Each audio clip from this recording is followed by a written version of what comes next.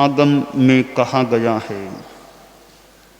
समणस्य णम भगवतो महावीरस्य तित्थंसि नवहिम जीवेहिम तित्थगरणाम गोत्ते कम्मे निबत्तिते तंजहा सेणिएणम सुपासेणम उदाईणा पोट्टिलेणम अणगारेणम दढ़ाऊणा संख्येणम शतएणम सुलसाये सावियाये रेवतीये। हमारी दुनिया में अध्यात्म और भौतिकता दोनों विद्यमान हैं और ऐसा लगता है ये दोनों हमेशा थी, है और हमेशा रहेगी। कोरा अध्यात्म ही रहेगा, भौतिकता नहीं रहेगी, ऐसा कोई समय नहीं होता। और कोरी भौतिकता ही रहेगी, अध्यात्म रहेगा ही नहीं, ऐसा भी कोई समय नहीं होता। आध्यात्मिकता और भौतिकता दोनों का कुछ अंशों में समावेश, समन्वय, यानी आध्यात्मिकता तो खैर है ही है, पुण्य के रूप में भौतिकता, इन दोनों को देखना हो तो तीर्थंकर को देखा जा सकता है। तीर्थंकर एक ऐसा व्यक्तित्व होता है जिसमें शिखर की तो अध्यात्म की निष्पत्तियां होती हैं और तीर्थंकर होने के कारण से पुण्यवत्ता भी प्रकर्ष या विशिष्टता को लिए हुए होती है। तो पुण्य और धर्म, इन दोनों के संगम पुरुष मानो तीर्थंकर होते हैं। बाकी चक्रवर्ती को देखें, असाधना किसी की नहीं हो, बलदेव को देखें, वासुदेव को देखें, पुण्यवत्ता तो मान लो मिल जाए, पर धर्म का वह उत्कर्ष उस पद की अवस्था में देखने को नहीं मिलता। तो इससे यह निष्कर्ष सामने आ रहा है कि तीर्थंकर अध्यात्म के शिखर पुरुष और एक पुण्य के भी उच्च पुरुष कह दें, जो भी उचित शब्द हो, शिखर पुरुष कह दें, दोनों होते हैं।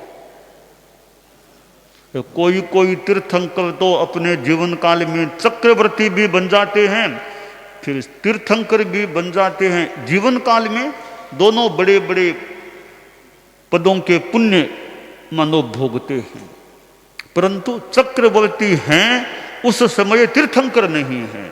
जब तीर्थंकर हैं उस समय वे भौतिकता वाले चक्रवर्ती नहीं हैं। उदाहरण के लिए चैत्ता भारहं श्लोक को याद कर ले। चैत्ता भारहं वासम चक्रवर्ती महिधिओ संति संति करे लोए पत्तो गई मनुत्तरम। वर्तमान अवसर्पिणी के वर्तमान इस वर्तक क्षेत्र में हुए 16वें तीर्थंकर भगवान शांतिनाथ, वे इसके उदाहरण हैं। वे इसी शांतिनाथ के भव में चक्रवर्ती भी, तीर्थंकर भी, महर्दिक थे, चक्रवर्ती थे और फिर तीर्थंकर भी बन गए। तो मानो पुण्यवत्ता और ज्यादा प्रखरता को लिए हुए थी। एक ही जन्म या जीवन काल में दो दो मानो उच्चतम पदों पर वे आसीन हुए। तो खैर, तीर्थंकर होते हैं, उनमें आध्यात्मिकता और पुण्यवत्ता का समन्वय होता है। और ऐसा लगता है दुनिया में तीर्थंकर से बड़ा अध्यात्म का अधिकृत व्यक्ति दूसरा, उनसे बड़ा कोई दूसरा संभवतः शायद नहीं मिलता होगा। जैन शासन की व्यवस्था को देखें तो तीर्थंकर से बड़ा कोई अध्यात्म जगत का अधिकारी पुरुष नहीं होता, अधिकृत व्यक्ति नहीं होता, क्योंकि केवल ज्ञानी हैं, हालांकि वे भी ज्ञान में कम तो नहीं हैं, पर तीर्थंकर के पास जो साथ में अतिशय होता है, जैसे उदाहरण के लिए हम देखें, गुरुदेव तुलसी को याद करें। तीर्थंकर तो आज हमारे आसपास दिखते नहीं हैं, तो जैसे गुरुदेव तुलसी को हमने देखा था, अब वे आचार्य थे, तीर्थंकर के उनको प्रतिनिधि कह दे। और भी संत तो थे, वे तो 22 वर्ष करीब की उम्र में आचार्य बन गए थे, और भी साधु तो थे, और हो सकता है कोई ज्ञान में बहुत उस समय वे 22 साल के थे, कई ज्ञान में किसी विषय में ज्यादा भी कोई ज्ञानी हो, पर धर्म संघ का अधिकृत व्यक्ति किसी को कहा जाए तो आचार्य तुलसी को कहा जा सकता था कि भले वो 22 साल के ही हैं, भले कोई उनसे ज्यादा भी ज्ञानी साधु भी संघ में उस समय विद्यमान हो, दीक्षा पर्याय में उनसे बहुत बड़े संत हों, कितने ही बड़े हों, तो तेरा पंथ जैन श्वेतांबर शासन का अधिकृत कोई सर्वाधिक अधिकृत व्यक्ति तो आचार्य तुलसी थे। उसी प्रकार केवल ज्ञानी तो और भी संत हो सकते हैं, तो जो तीर्थंकर के रूप में जो होते हैं अधिकृत एक प्रवक्ता, तीर्थ के प्रमुख, वे तीर्थंकर होते हैं। प्रस्तुत सूत्र में एक बात बताई गई है कि श्रमण भगवान महावीर जो वर्तमान अवसर्पिणी के इस जम्बूद्वीप के भरतक क्षेत्र के 24वें और अंतिम तीर्थंकर थे। 2500 वर्ष पहले वे विराजमान थे इस दुनिया में। 2500 वर्ष से थोड़ा और अधिक वर्ष हो गए, पहले की बात है, वे विद्यमान थे। 2600 वर्ष पहले वे दुनिया में विद्यमान थे। तो उन्होंने साधना की, केवल ज्ञान केवल दर्शन को प्राप्त किया, तीर्थ की स्थापना हुई, वे तीर्थंकर बने। तो श्रमण भगवान महावीर के तीर्थ में 9 जीवों ने तीर्थंकर नाम गोत्र कर्म अर्जित किया था। वे 9 जीव कौन हैं, उनके नाम बताए गए हैं। Number 1 Shrenik, number 2 Suparshva, number 3 Udai, number 4 Pottil अनगार, नंबर 5 दृढ़ायु, नंबर 6 श्रावक शंख, नंबर 7 श्रावक शतक, नंबर 8 श्राविका सुलसा, नंबर 9 श्राविका रेवती। इन 9 जीवों ने भगवान महावीर के तीर्थ में तीर्थंकर नाम गोत्र कर्म का अर्जन किया था। इन 9 नामों को देखता हूं तो लगता है कि साधु तो पीछे रह गए, श्रावक आगे चले गए हैं। इन 9 में अधिकांश बहुसंख्यता तो श्रावकों गृहस्थों की है आगे के लिए, तीर्थंकर बनने वालों में साधु तो बहुत ही अल्प संख्या में हैं। और ये जो 9 जीव हैं आगे तीर्थंकर बनेंगे, और तीर्थंकर भी हमारी इसी भूमि पर भरतक क्षेत्र में जो नाम आगामी नाम बताए गए हैं, आगामी 24वीं में ये तीर्थंकर बनने वाले, यानी यहाँ के यहीं पर तीर्थंकर बनने वाले हैं। श्रेणिक आगे पद्मनाभ नामक तीर्थंकर, प्रथम तीर्थंकर, सुपार्श्व सूरदेव नामक दूसरे तीर्थंकर, उदाई सुपार्श्व नामक तीसरे तीर्थंकर, पोट्टिल स्वयंप्रभ नामक चौथे तीर्थंकर, दृढ़ायु सर्वानुभूति नामक 5वें तीर्थंकर, शंख उदय नामक 7वें तीर्थंकर, शतक सतकीर्ति नामक 10वें तीर्थंकर, सुलसा निर्ममत्व नाम के 15वें तीर्थंकर। इनमें 8 का उल्लेख यहां प्राप्त हो रहा है।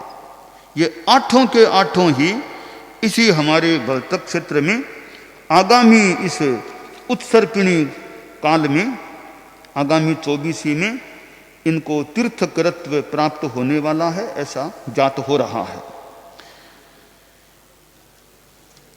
प्रश्न कुछ ये पैदा हो रहे हैं, हमारे कई चारित्रात्माएं विराजमान हैं, विद्यमान हैं। यहां आगम में उल्लेख है तीर्थगर नाम गोत्ते कम्मे,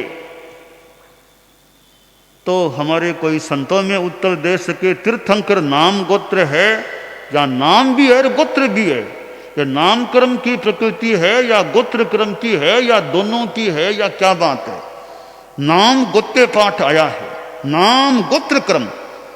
अगर नाम की कर्मी है तो गोत्र शब्द क्यों लगाया गया है, गोत्र है तो नाम शब्द क्यों लगाया गया है, तो क्या दोनों का योग है या कोई एक ही कर्म? एक प्रश्न पैदा हो रहा है। दूसरा प्रश्न तो मैंने पहले भी रखा था, आज फिर रख दूं, क्योंकि प्रसंग वैसा आज स्पष्ट आगम में आ गया है और ज्यादा प्रश्न के अनुकूल निमित्त भी बन गया है। यहां जो उल्लेख है कि तीर्थंकर नाम गोत्र कर्म अर्जित किया, जैसे 9 में से एक को हम उदाहरण के रूप में लें, राजा श्रेणिक। राजा श्रेणिक ने उस श्रेणिक के भव में तीर्थंकर नाम गोत्र कर्म का अर्जन कर लिया। वो तीर्थंकर कब बनेगा? राजा श्रेणिक था, उसके बाद नरक में गया, नरक में है, उसके बाद वह तीर्थंकर बनेगा। इसका मतलब हुआ कि एक जीवन का अंतराल है, एक जन्म का अंतराल है, उससे पहले ही उसने तीर्थंकर नाम गोत्र कर्म का तो अर्जन कर लिया। अब तीर्थंकर कोई पशु तो बनता नहीं है, मनुष्य ही बनेगा। तो इसका मतलब तीर्थंकर नाम गोत्र का अर्जन करने के साथ वह मनुष्य बनेगा। यह बंधन भी साथ में, मनुष्य गति का बंधन साथ में निर्णय हुआ या नहीं हुआ? मनुष्य बनेगा तो पंचेंद्रिय ही बनेगा, यह भी बंधन साथ में हुआ या नहीं हुआ? अगर ऐसा बंधन साथ में हो गया है तो इसका मतलब है कि आयुष्य बंध तो एक जीवन के अंतराल के पहले ही तीसरे का निर्णय हो गया।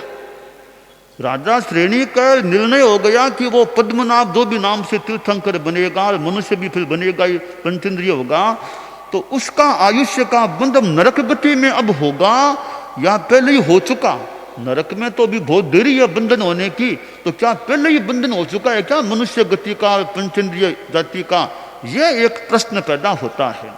यह प्रश्न, यह आगम का उल्लेख, यह एक मानो चिंतन की बात प्रस्तुत कर रहा है कि आयुष्य का बंध अनंतर भव में तो होने की बात आती ही आती है, बहुत संभव भी है, पर कहीं कहीं अनंतर से भी अगले जन्म का आयुष्य बंध भी वो पहले ही हो जाता है। इस पर चिंतन करने की सामग्री, मुद्दा इस सूत्र से बहुत अच्छी तरह प्राप्त हो जाता है। तो हमारे जो भी मनीषी और बहुश्रुत परिषद के भी साधु साध्वियाँ हैं, तो कोई चिंतन कभी टाइम मिले, चिंतन करके भी क्या बात है, होता है कि ऐसे नहीं होता है, कि इसका क्या व्याख्यापन हो सकता है, इस बात को कैसे संगत बिठाया जा सकता, आदि आदि सब चीज़ें हैं। तो ये चिंतन से, मनीषा से, ग्रंथों को देखने से कुछ कोई निष्कर्ष निकल भी सकता है। तो खैर, मैं मूल बात पर आ रहा हूं कि 9 जीवों ने तीर्थंकर नाम गोत्र का अर्जन कर लिया। तो इससे एक बात तो यह स्पष्ट हो रही है कि गृहस्थ जीवन में भी बहुत कुछ प्राप्त किया जा सकता है। कि सैनिक जैसा राजा, इधर तो एक राजकीय वो जीवन, और इधर तीर्थंकर नाम गोत्र का अर्जुन। वो कोई साधु थोड़ा ही, बेसाधु, वो साधु थोड़ा ही बना था श्रेणिक, एक गारहस्थ्य में रहने वाला व्यक्ति, और बस एक जन्म के बाद आगे तीर्थंकर बनना है। कितने कोई साधु कई जन्मों तक भी उन्हें केवल ज्ञान नहीं होता है। ये कितनी एक महत्वपूर्ण बात है। वो एक किताब हमारे यहाँ, उसका लगभग नाम गृहस्थ को भी अधिकार है धर्म करने का, गुरुदेव तुलसी की कृति संभवत है। तो कितना बड़ा अधिकार है कि एक गृहस्थ है वो तीर्थंकर एक जन्म के बाद बनने वाला बन सकता है। यानी वो ऐसी कोई सृष्टि की व्यवस्था, ऐसी कोई आत्मा की कोई वैचित्र्य की क्या स्थिति है कि कैसे किसको कब मुक्ति पहुंचा दिया जाए। साधु को जो सफलता नहीं मिलती वो सफलता गृहस्थ जीवन में मिल सकती है। तो ऐसे कई ये कोण हैं बात के, परंतु कुल मिलाकर के तो श्रेणिक जब था तब तो साधु लोग ही उसके लिए वंदनीय थे। भले वो तीर्थंकर बनने वाला, वो मतलब राजा श्रेणिक है, तीर्थंकर बनने वाला है, मतलब श्रेणिक के जीवन में था तब तो साधु लोग ही उन राजा के लिए, श्रेणिक के लिए वंदनीय माने जा सकते हैं।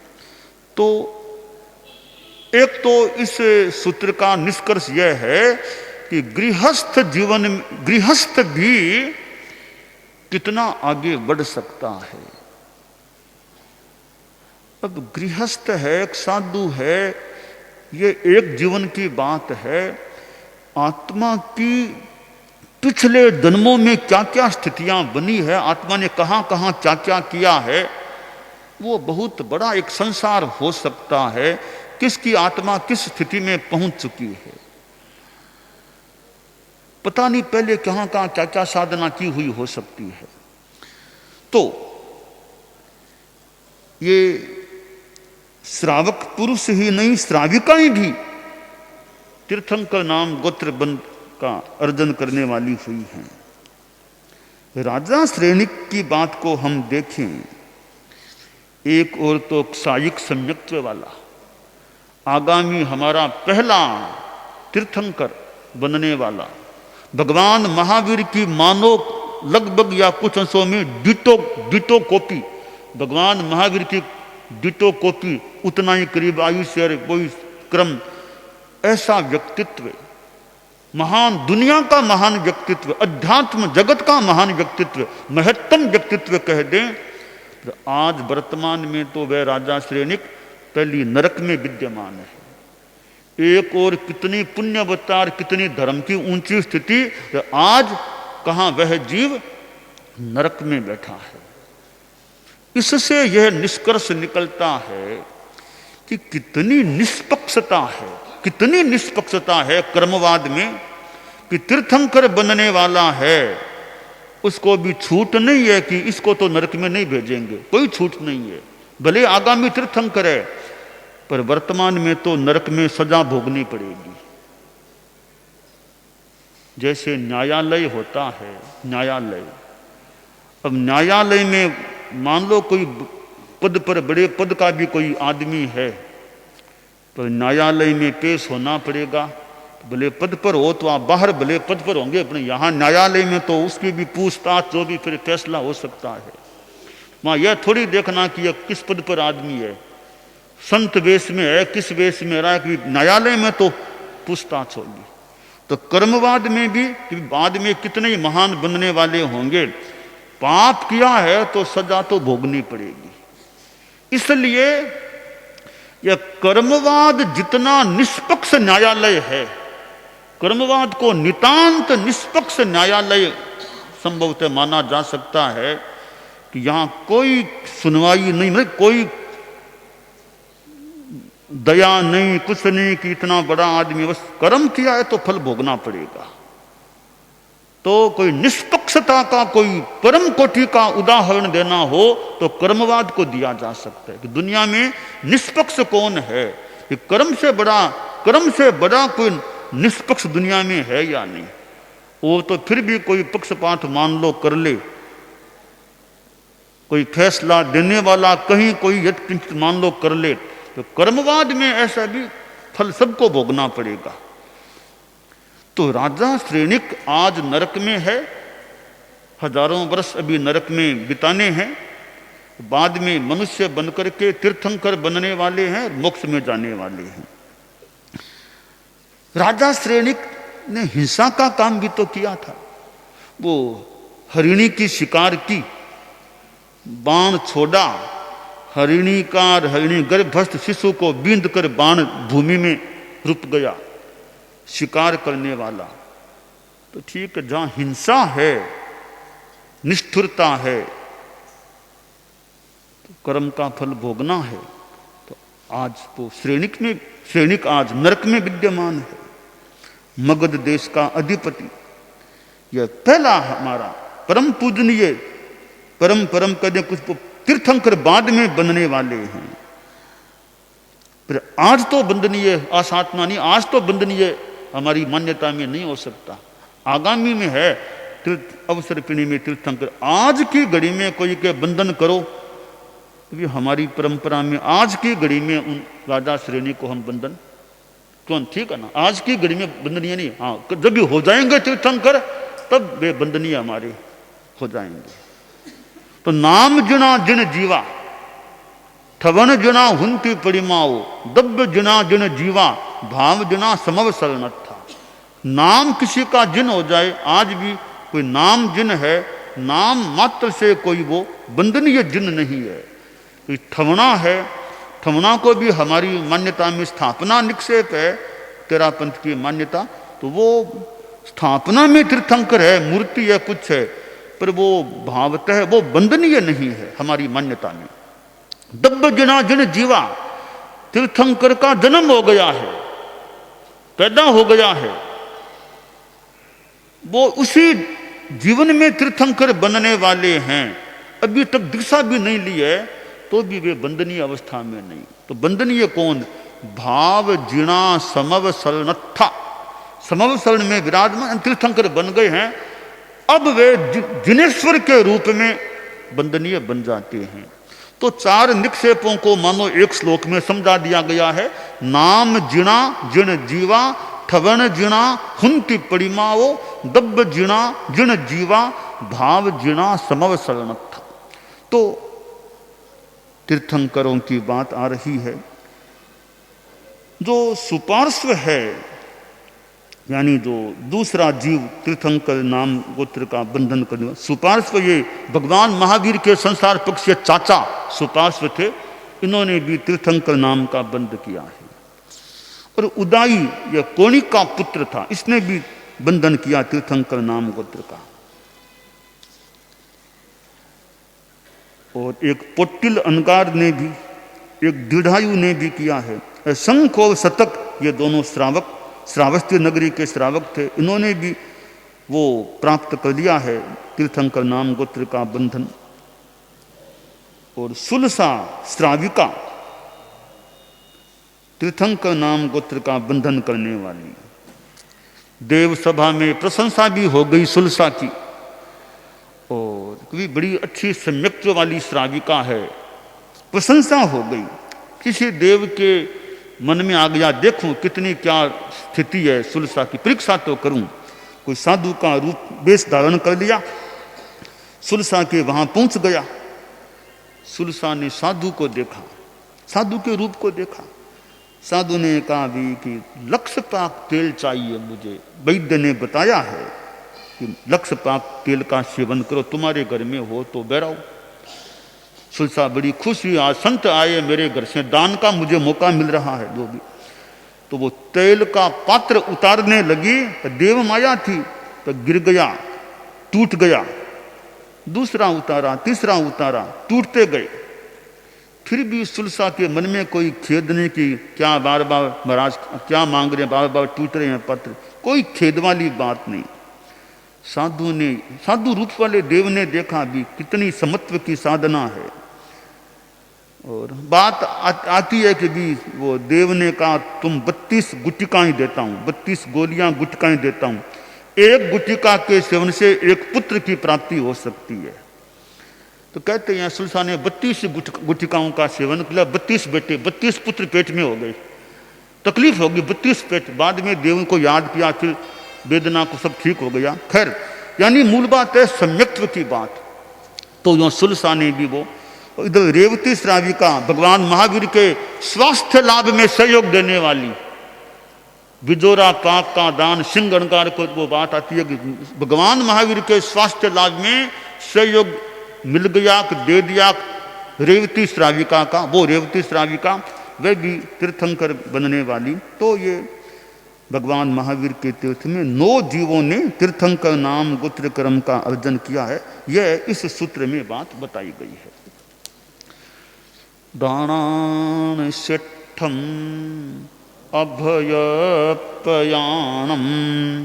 सच्चे सुया अणवज्जम वयंती तवे सुया उत्तम बंभचेरम लोगुत्तमे समणेनाय पुत्ते।